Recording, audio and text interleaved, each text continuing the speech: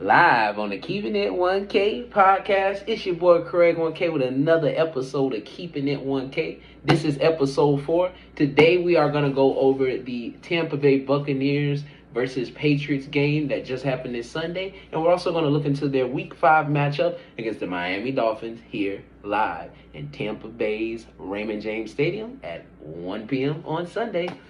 Let's get started with Tom Brady. Mr. Tom returned to his old stomping grounds in Gillette Stadium out there in Boston, Massachusetts, or Foxborough, to take on his previous team of 20 years in which he won 6 Super Bowls and lost 2 out there in New England. It was a game full of emotion. Tom said he wasn't too much worried about it, but we knew it was going to be a game filled with emotion because he played there for so long, and honestly I think he was done wrong and treated unfairly by the New England coach, Bill Belichick, but that's beside the point. So he returned to his old stomping grounds, and he didn't want to walk out with anything else but a win.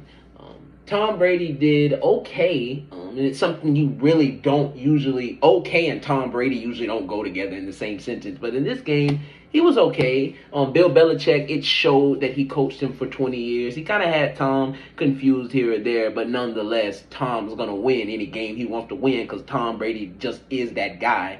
He's done it his entire career in the league. When you think he's going to lose or you think they should lose, they pull out a win.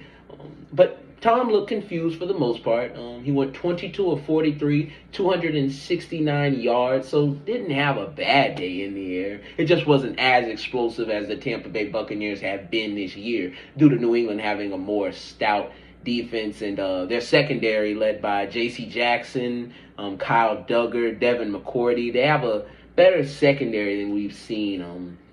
The Rams, of course, were better than them, but these are one of the more better secondaries in football.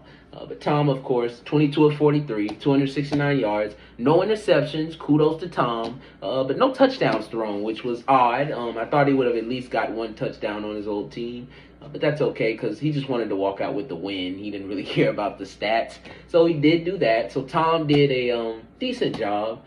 Mike Evans, 7 catches for 75 yards, averaging 10.7 yards per catch. He did a phenomenal job. He was in the game. He had a couple of miscues here and there, but no one's worried about Mike Evans and the effort that he brings to the field every Sunday. I know he'll correct it in time for Miami. Don't want to nitpick on him. Defensively, Richard Sherman, who wasn't playing on the team, it's almost amazing to think just last week, Richard Sherman was at home on his couch watching TV, got called by the Tampa Bay Buccaneers. He suited up, he put his number 5 jersey on, and he went out there and played. And he proceeded to get shredded like cheese. But that's okay. There's actually a positive in this. He did pretty good for somebody that wasn't in football shape, that hadn't played for a team since 2019, a full season. He did outstanding.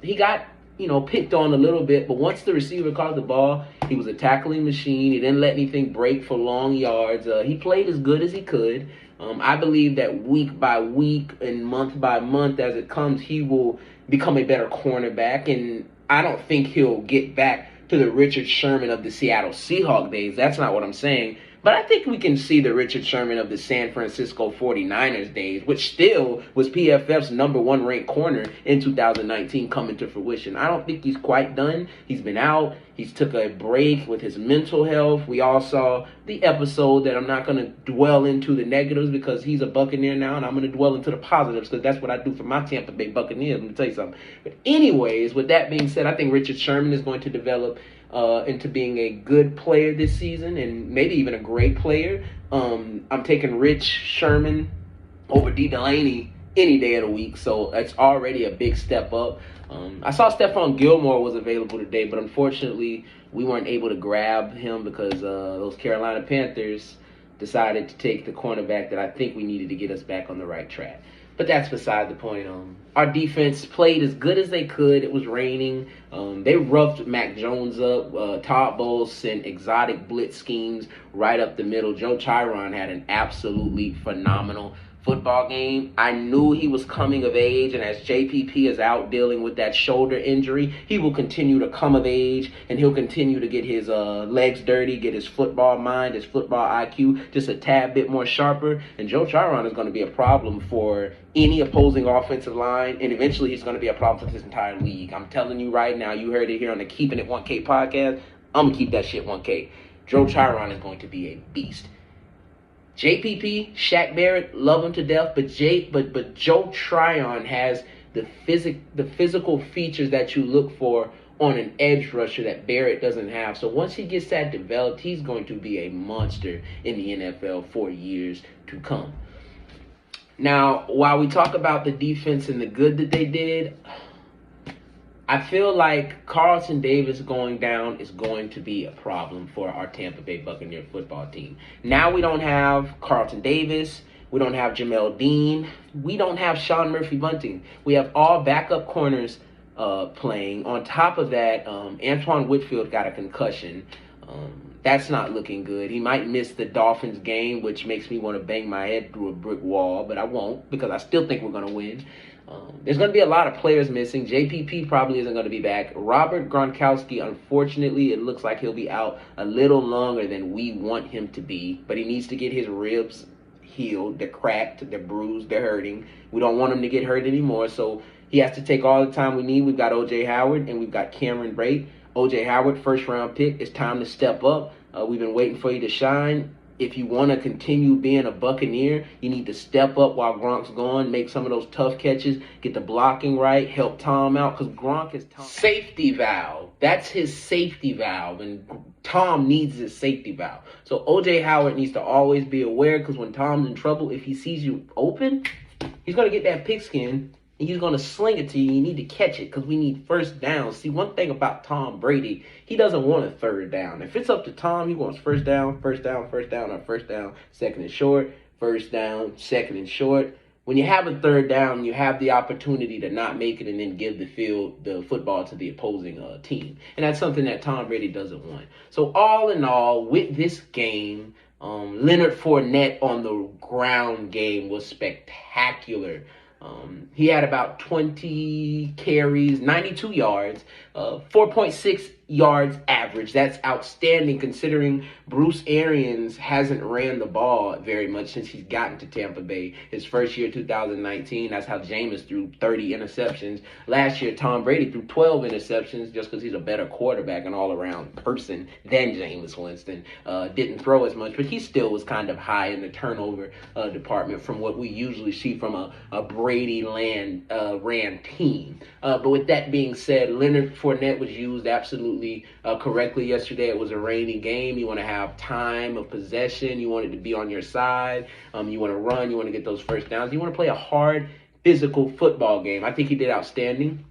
Ronald Jones, who's been in the Bruce Arians doghouse since that fumble with Dallas, did pretty good. He scored. He never gave up, and he scored that touchdown. I still don't think he's playing as good as he can play, and I think it's all in the mental of Ronald Jones. I think he's a spectacular player. He was good at USC. Matter of fact, he was great, and he was great last year. I really wish he would have gotten the 1,000 yards rushing that they should have given to him, but that's beside the point. I believe that Ronald Jones, if they continue to use him, will shake out this rust and he'll be able to get into it. I don't know about 1,000 yards, but you never know. If they get really rush heavy, as these injuries will need us to trim the time of the game down, then of course, by all means, do so. But with that being said, our run game was pretty good. I give our run game an A+.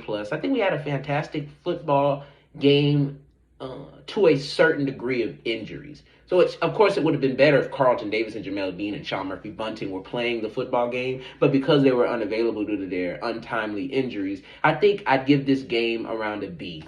A flat B, not a B+, because Tom couldn't get a touchdown in the end zone. And we all, to be honest, Bill Belichick kind of confused him with the way he was just covering things up. But at the end of the day, regardless of what people say, I'm going to keep it 1K. Tom Brady outdid Belichick, however you say his name. And people will say, whoa, how was that? Because Tom won the game. That's what matters. In the Brady Belichick world, all that matters is winning. They don't care about moral victories. Do you think Bill Belichick went home and smiled and said, oh my God, Mac Jones was, who the hell was Mac Jones? 31 of 40, 275 yards, 2 touchdowns, 1 pick. He wasn't happy about that. Do you know who was happy that Sunday night, that walked off happy? Tom Brady. Why? Because when push came to shove, Tom walked out of Gillette Stadium with a win. He out Belichicked Belichick. He won. There have been plenty of times where we said, oh my God, the Patriots should have lost when they had Tom Brady. But Tom just won. It didn't matter what happened. Somehow Tom squeaked. Let me tell you what was going to happen, because I'll keep it 1K with you. If Nick Folk, which sucks, would have made the kick for the Patriots, Tom Brady, ready and set, would have went down that field in 55 seconds and put Ryan Suckup in a position to kick a game-winning field goal. And I could put that on myself right now. That's what would have happened. Tom Brady was going to win this football game. It was too important for him to lose. If he would have had to run down that damn field by himself, he would have won that football game. Did you see him run on that 3rd and 6 and get that first? This game meant a lot to Tom. Tom might not want to say it, but this game meant a lot to Tom, and that's why Tom won this football game. And that's why we're 3-1. Regardless of every negative thing that can be said about the Tampa Bay Buccaneers, our secondary is horrible, all of this. Tom Brady has our offense overall ranked number 7th in the league. He has us sitting at 3-1 atop the NFC South. We're top in the division right now. And looking like, for the most part, if he continues to drag out these wins until our corners come back, which I believe we can do. We play Miami, then we play the Philadelphia Eagles. So those could be 2 wins right there that could have us sitting at 5-1. You know, it looks good for us. By all means, it's not perfect, but the way the offense is playing, beside this previous game, I think that the Tampa Bay Buccaneers for sure will go to the playoffs, for sure. So that's nothing to worry about. We just have to tweak a couple of things, and I believe my Tampa Bay Buccaneers are going to do that. Bruce Arians is not a dumb guy. He's a Super Bowl winning coach, and he's won Super Bowls before he got here as an assistant, and he's won it as a head coach. He knows what to do. Next man up mentality. It's something in football that everybody knows that plays. When you sit on that bench, when you're signed to an NFL roster, it may be a next man up situation for you. And what do? You get your ass off that bench and you next man it up. D. Delaney, bad as he played, he had a next man up mentality. He went out there and he played as good as he could to his ability, which was not very high, of course. Richard Sherman, next man up. He did the best he could. That's what the NFL is about. It's about next man up. Can these next men, these backups, and we're paying still $1 million, $2 million, can they come through when it matters? And a lot of them can't. But some of them can, and we just need enough of them for Tom to lead the offense to win. So Tom can put up some points. Can these defensive backups just give us just enough for Tom to put up? They get just enough, 17 points. 17. Tom was able to squeeze 19 out. That's what we need, just enough points for Tom to get a little more than his opponent and the Buccaneers win. That's what we need. That's how we pulled off this game. It was raining. The weather was bad. Emotions were high. I'm not going to sit here and say, oh, my God, I'm worried about Tom Brady. I'm not worried about Tom Brady. No one's worried about Tom Brady. He's going to be absolutely fine for the rest of the season. Players that did not do too good, Donovan